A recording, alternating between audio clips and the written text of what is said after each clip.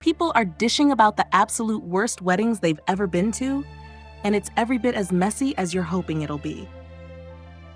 It was awkward because the son of the bride was involved in the murder of the groom's nephew. We asked community members to share what happened at the worst wedding they've ever been to.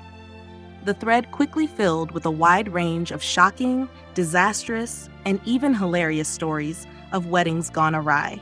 Here's what people revealed. There were 250 people bussed out to a wedding barn. There were beautiful decorations, an open bar, and lots of dancing. The bathrooms didn't work, so we all had to pee outside. The biggest issue was that it was pouring rain. The water was not draining anywhere, so when you had to pee, you got mud all over your fancy heels, making it obvious that you peed in a bush a few feet from the door. If you went further away, you would sink into the mud mid-calf. Buses didn't return until 11 p.m. after 5 hours of open bar. Hey everyone, if you're enjoying our content, please give us a like and don't forget to subscribe. Thanks a lot. The bride wanted her cat at the wedding, and the groom and his best man brought the uncaged cat to the car and went through the car wash right before the wedding. The cat freaked and scratched up the groom's face and peed all over the best man's tux an hour before the wedding. I went to a wedding where the bride insisted on traveling by horse and carriage to the reception. It took ages since the venue was a few miles away from the church. Everyone was just standing around waiting for the bride and groom to show up. When they eventually turned up, the bride insisted she and her new husband go to their hotel room to consummate the marriage. She was desperate to get pregnant. So there was even more standing around until they showed up. It was all really cringy. The meal was given depending on whether you were on the bride's or groom's side, and there was a big difference. The bride and groom's parents had very different financial statuses, and they each provided for their guests based on that. We had hand stamps. About 15 years ago, I attended a small wedding as the maid of honor's date in Las Vegas.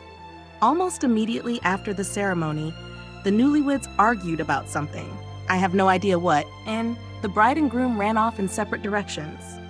My then girlfriend went to chase after the bride, and everyone else chased after the groom. Within less than a minute, everyone was gone, and I had no service on my phone. So I hung out in the casino alone for about 2 hours until everyone returned and acted like nothing strange had happened. That couple split after about 1.5 years. The bride had an audible, profanity-laden, and very loud meltdown in the church entryway that reverberated around the congregation because her grandmother had not adhered to her preferred color theme. She wanted everyone in black and white, so her dress would stand out. Apparently, the tiny lady who loved her ruined everything because of her duck egg blue hat. It was unreal. I attended a family wedding where the groom told his mother-in-law about an hour before the ceremony that he didn't like her. There were a lot of tears, but the bride married him anyway. After the reception, he got drunk and tossed his wedding ring into a field, and a wedding guest found it the next morning. Somehow they are still married, but I don't have a lot of hope for their future.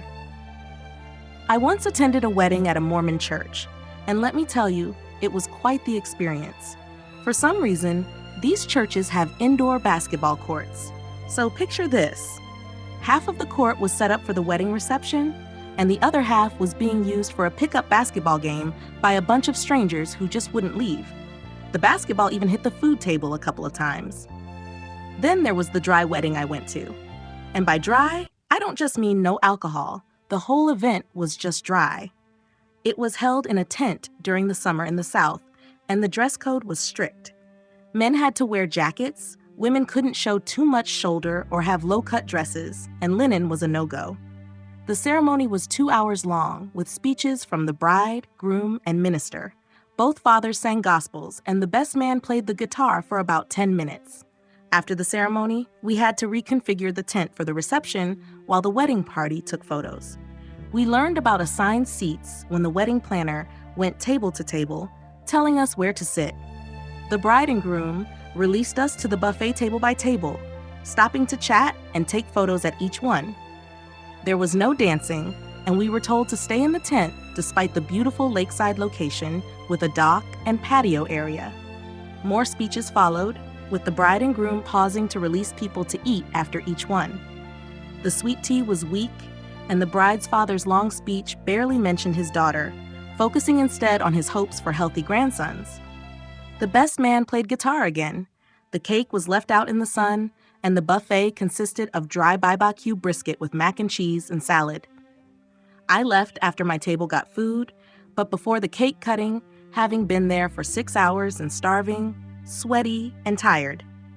My +1 and I joined my mom at a nearby Applebee's, where we found many other guests. I even saw a woman cry when she got her margarita. We later heard the reception continued late into the evening, with the bride and groom asking remaining guests to share memories. They even misspelled my name on the thank you card. And then there was the worst wedding I ever attended. The best man's speech was so inappropriate and offensive, it shocked everyone. He shared embarrassing stories about the groom involving sex workers and ex-girlfriends, made tasteless jokes about the bride, including fat-shaming a pregnant woman, and used offensive language. The festive atmosphere turned tense, with some guests visibly uncomfortable and others walking out. The bride and groom were mortified, and what should have been a joyful celebration turned into an awkward and upsetting event. My wife and I also got dragged to her friend's mother's third wedding. Awkwardly, the bride's son had been involved in the murder of the groom's nephew over a drug deal gone wrong. The bride's son was there, having gotten probation after pleading down from a murder charge. At another wedding, the Unity candle started a fire in the church. They managed to put it out before it got too bad, but it was definitely interesting. During the reception, the bride's father got angry because he thought the band was playing too loud while he was trying to talk to guests. So he sent the band home. They literally stopped playing in the middle of Celebrate by Casey and the Sunshine Band and started packing up. There was this one wedding where the gap between the ceremony and the reception was a whopping 4 hours, and there were no snacks or drinks at all. The invitation said, "Reception to follow," so no one expected this. My friends and I left to grab Burger King, but others weren't so lucky and were starving. When dinner finally rolled around, the chicken was undercooked and raw. The DJ? Oh, he only played 1-minute iTunes previews of songs mixed with Disney tunes. At the reception, I got seated with strangers. And guess what? The bride's ex was at my table. I found out because he told me before he projectile vomited all over the table, hitting my date right in the face. We laugh about it now, though. The groom got into a fist fight with a bartender, and a guest got so drunk that EMTs had to be called. The police car carrying the groom away was followed by an ambulance. Honestly, it's one of the most memorable weddings I've been to, but I doubt the couple, still married 20+ years later, would agree. The entire wedding was a chaotic mess. Someone's phone rang loudly during the ceremony, and instead of silencing it, the guy answered and had a full-blown conversation. We were only invited to the reception. When we arrived, it felt like the party had been going on for hours. The bride seemed shocked to see us, so we just grabbed our gift and left. In another wedding, the bride forgot the groom's suit, so he had to wear the pastor's jacket and tie. The pastor, an evangelical Christian, went off script with some sexist remarks. Part of the ceremony included very pagan practices, and the grandmother gave a speech about ancient aliens. When she returned to her original topic, she questioned how a man could love a woman as she ages, with sagging breasts and thinning hair. It was quite a speech.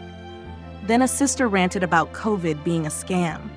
There was also this super sexist skit with the bride's brothers demanding payment for her, asking, "Who will clean our house, cook our food, mend our clothes?" The groom had to buy her with beer. The mother was upset her goats couldn't be the ring bearers. And yes, this happened in LA just a month ago. This was in the early 2000s. The attendants were responsible for the buffet meal, refilling serving platters, selling drinks at the bar, etc. The food was all straight out of cans and grocery store containers. Totally budget-friendly. No problem, just not typical. Then, the bride and groom had a dollar dance and made a big deal by shaking people down for $20 and no smaller bills. Before the dancing was allowed to start, the attendants were all sent among the guests to sell 50-50 tickets to benefit the bride and groom. The winner of the 50-50 was pressured into donating their half, over $2,000 back to the newlyweds. So there was a full-on fundraiser vibe all afternoon and evening. The bridal party took turns playing music from their phones since the couple wouldn't pay for a DJ. The couple divorced within 9 months. Yikes! What's the worst wedding you've ever been to? Tell us in the comments. Hope you enjoyed that.